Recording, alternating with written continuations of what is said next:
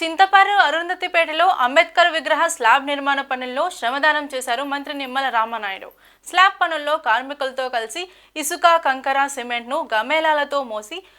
కార్మికులతో కలిసి అంబేద్కర్ విగ్రహ స్లాబ్ను సొంత ఖర్చులతో నిర్మించడంతో పాటు పనుల్లోనూ కార్మికులతో మమేకమైన మంత్రి నియోజకవర్గంలో అంబేద్కర్, బాబు జగజ్జీవన్ రావు విగ్రహాలన్నిటికీ స్లాబ్ నిర్మాణాలను దశల వారీగా పూర్తి చేస్తానన్నారు. మహానీయుల విగ్రహాల స్థాపన, వాటి పరిరక్షణ పనుల్లో స్వయంగా పాల్గొంటే ఎంతో సంతృప్తినిస్తుంది. ఏ పనినైనా ఆదేశాలిచ్చి చేయడం కంటే ఆచరించి చూపిస్తేనే ప్రజలు అనుసరిస్తారన్నారు మంత్రి నిమ్మల.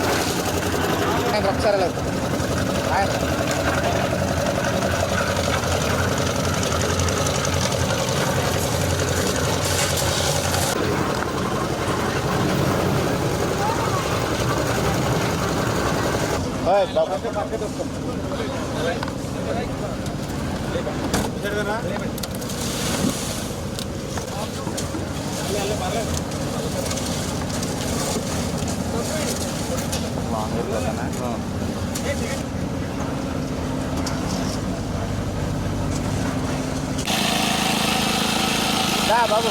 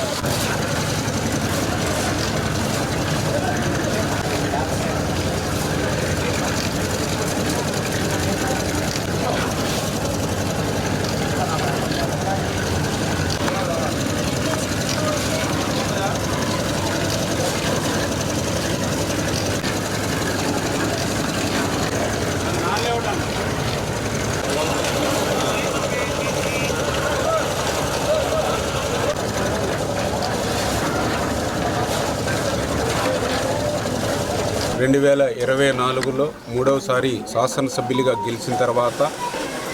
మంత్రివర్గంలో ఇరిగేషన్ శాఖ మంత్రిగా బాధ్యతలు స్వీకరించిన తర్వాత